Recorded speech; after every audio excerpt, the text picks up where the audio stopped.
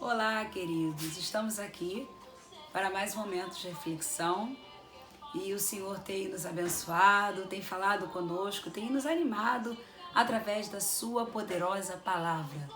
Então vamos continuar meditando agora em 2 Samuel capítulo 15, versículo 12 em diante, né? Temos meditado aí sobre a vida de Davi e na nossa última mensagem nós vimos que Absalão, ele já havia tramado uma revolta contra o seu pai, né? Ele quis o poder, ele estava em busca do poder, ele estava usurpando o trono do seu pai.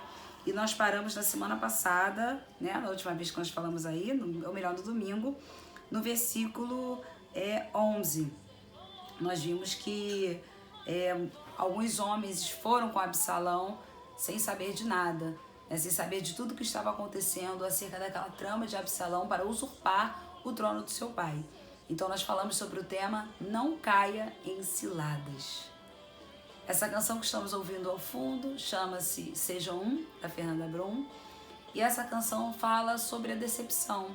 Se alguém um dia deixou de ser aquilo que você imaginou, se houve algum motivo incerto ou justo, não leve a mal, né? Eu sei que isso no dia a dia é muito difícil, mas imagina Absalão, que tem de repente o filho se revoltando, se rebelando contra ele, talvez pela demora do rei em procurá-lo, mas nada justifica uma atitude como essa, né? E aí você vê que Absalão ele foi furtando corações para alcançar mais pessoas que ficassem do lado dele. Então vamos para o versículo 12, que diz assim: Também Absalão mandou vir Aitofel, o gilonita, do conselho de Davi, da cidade de Gilo. Enquanto ele oferecia os seus sacrifícios, tornou-se poderosa a conspirata, e crescia em número o povo que tomava o partido de Absalão. E aí, irmãos, como eu disse aqui outro dia sobre um livro chamado Eu Não Sou Aitofel, da pastora Helena Raquel, eu vejo aqui no versículo 12, Aitofel era um grande amigo e conselheiro de Davi. Mas quando ele teve a oportunidade de trair este amigo, ou melhor, de revidar o mal, por que eu falo revidar o mal, né? Eu acredito que Aitofel, ele deixou no seu coração o rancor entrar na sua vida acerca de Davi. Porque como Davi, ele adulterou com Batseba, e Batseba provavelmente era a neta de Aitofel, porque ela era filha de Eliã, um também dos conselheiros de Davi, um dos valentes de Davi. Então eu imagino que, pelo que a história conta, Aitofel provavelmente era pai de Eliã e avô de Batseba.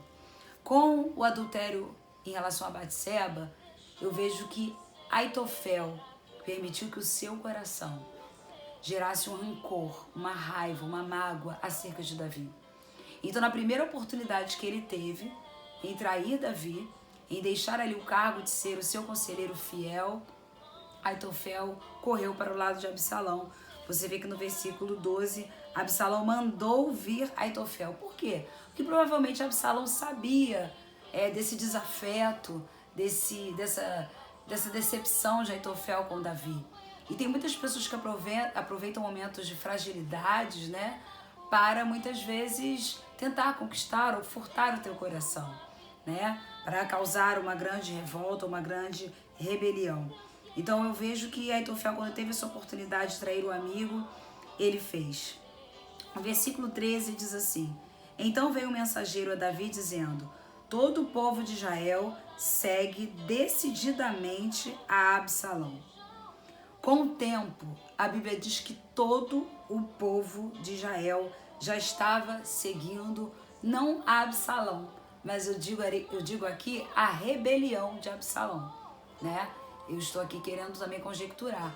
A Bíblia diz que todo Israel já estava seguindo Absalão, mas já estava seguindo, né? Fica implícito no texto, a revolta e essa rebelião que Absalão provocou. Então, por quê? Porque ele teve tempo, irmãos. Por isso que nós não devemos deixar o sol se pôr sobre a nossa ira. Por isso que os problemas têm que ser resolvidos de forma mais rápida possível, principalmente dentro do seu lar, dentro da sua casa, com seu esposo, com a sua esposa, com seus filhos, né? Porque com seu colega de trabalho, porque aquilo vai gerando um problema onde o inimigo ganha tempo.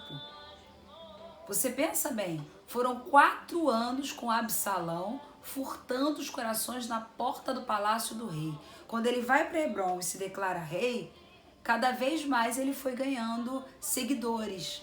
Ele foi ganhando pessoas que estavam ali com ele para esta rebelião. Chega ao ponto de um mensageiro dizer para Davi que todo o povo de Israel já estava seguindo Absalão. Versículo 14 diz: Disse, pois, Davi a todos os seus homens que estavam com ele em Jerusalém: Levantai-vos e fujamos, porque não poderemos salvar-nos de Absalão. Dai-vos pressa a sair, para que não nos alcance depressa a sair. É isso? Levantamos porque não poderemos salvar-nos de Absalão. Dai-vos pressa a sair, porque não nos alcance de súbito, né? Lance sobre nós algum mal e fira a cidade a fio de espada. Então, o que eu vejo aqui em Davi, no versículo 14? Levantai-vos e fujamos. Para algumas pessoas, essa expressão, levantai-vos e fujamos, seria uma expressão de covardia. Mas nesse momento, eu vejo em Davi coragem. Coragem para deixar o seu próprio palácio. Coragem para abandonar um reino que foi dado por Deus a ele. Não foi dado por homem. E ele teve que ter coragem de largar tudo aquilo, não por medo de Absalão. Mas o que eu vejo aqui é que Davi, na verdade, não queria mais um embate com seu filho. Então, quando ele disse aqui no versículo 14, disse, pois, Davi a todos os seus homens que estavam com ele em Jerusalém, levantai-vos e fujamos, porque não poderemos salvar-nos de Absalão. Ele não queria mais um embate com o filho, e ele sabia também que o filho já havia conquistado grande parte, né, ou quase todo Israel, né? E aqui é que nós lemos, dai-vos pressa a sair para que não nos alcance de súbito, ou seja, de repente, né? Lance sobre nós algum mal e fira a cidade a fio de espada. Então Davi também estava em defesa da cidade, da sua família e daqueles que ainda estavam com ele. Então ele estava evitando ali o embate com o seu filho. E eu vejo também Davi evitando um mal maior. Ali no palácio, na cidade de Jerusalém, ele estava evitando um escândalo maior, uma situação de morte maior. E eu vejo aqui Davi vivendo 1 Tessalonicenses 5:22, onde a Bíblia diz, fugir da aparência do mal. Na nossa versão diz, abstende-vos de toda forma de mal. Ao diabo, irmãos, nós resistimos. A Bíblia fala isso. Resistir ao diabo e ele fugirá de vós. Mas da impureza, de situações que são maldosas, a Bíblia nos orienta a fugirmos delas, né? Nós devemos fugir de toda aparência do mal, nos abster, nos separar de toda aparência do mal. E eu vejo isso em Davi. Versículo 15 diz, então os homens do rei lhe disseram, segundo Samuel 15:15, eis aqui os teus servos para tudo quanto determinar o rei, nosso Senhor. Irmãos, com esta palavra, com estas palavras dos servos de Davi, eis aqui os teus servos para tudo quanto determinar o rei, nosso Senhor. O que eu aprendo aqui com os servos de Davi? Eles sabiam a quem estavam servindo. Eles sabiam quem era Absalão e quem era Davi. Será que você e eu sabemos diferenciar Absalão de Davi? Eles sabiam a tal ponto de dizer aqui neste momento, eis aqui os teus servos. Eles demonstram fidelidade, amor, lealdade, dizendo tudo quanto determinar o rei, nosso Senhor, nós faremos. Então eu vejo isso aqui como para Davi um alento, um acalento.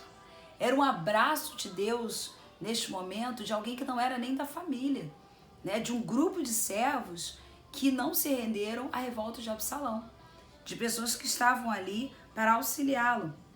Então os servos de Davi sabiam a quem estavam servindo.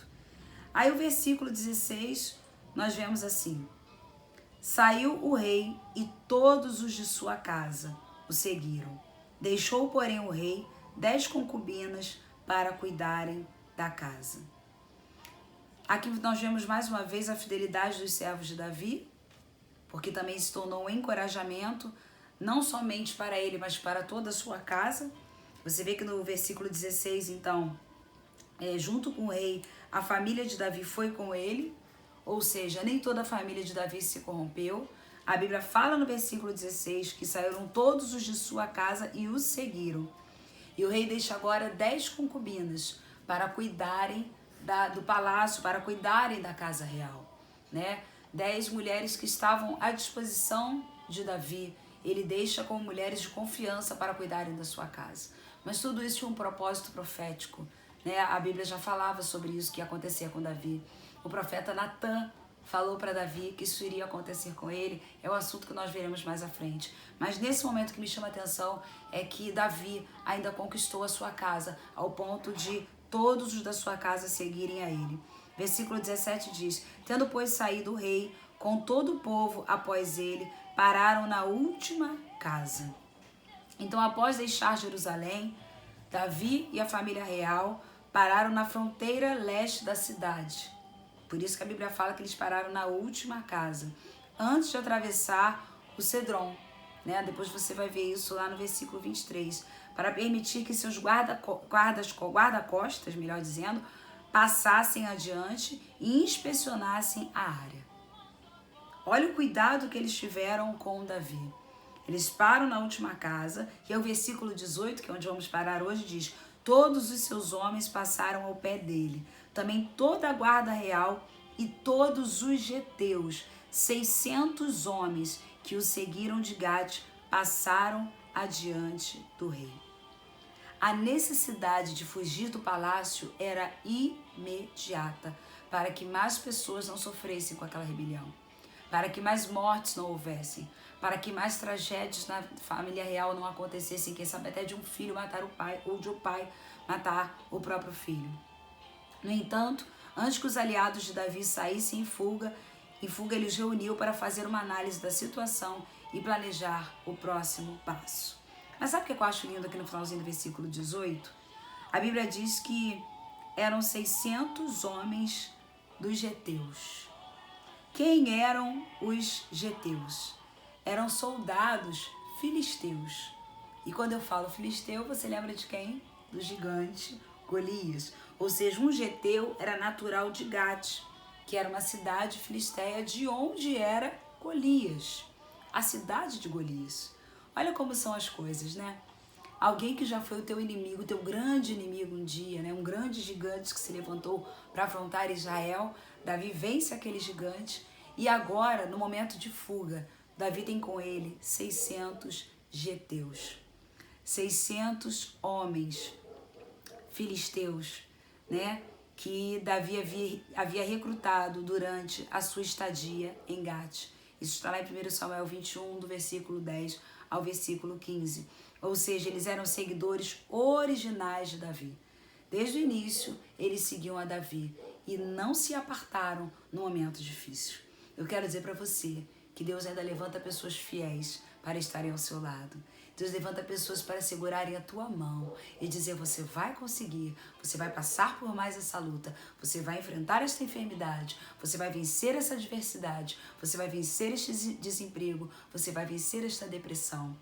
Você só precisa entender que as decepções elas passam. Olhe para Jesus, o autor e consumador da tua fé, porque ele não te decepciona. E você vai ver que Davi ainda prevaleceu nesta luta. Amém? Mesmo ele perdendo o seu grande amigo Aitofel, o seu grande e fiel conselheiro, talvez o maior nome como conselheiro era Aitofel. Davi perde Aitofel, perde quase todo o povo de Israel, mas ainda havia um remanescente com Davi. E Deus ainda deixa para você um remanescente que vai estar ao teu lado nos momentos que você mais precisa.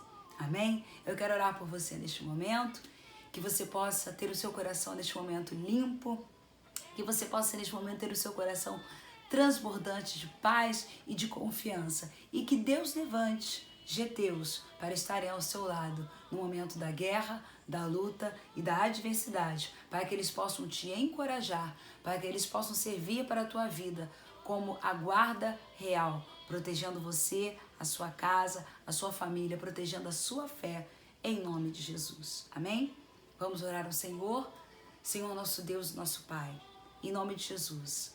Eu quero pedir ao Senhor no dia de hoje que toda decepção, como é cantado neste hino, ó Pai, se pessoas deixaram de ser aquilo que nós imaginamos, que os nossos corações estejam abertos, Pai, para perdoar, para, Senhor, até mesmo entender que existe um propósito em todas as coisas. Aitofel deixou de ser aquilo que Davi imaginou e esperou dele, mas em contrapartida, o Senhor levantou 600 geteus, 600 filisteus lá da cidade de Gade para estarem do lado dele, fazendo a sua guarda, fazendo a sua proteção, e não somente dele, mas de toda a sua casa e de toda a sua família.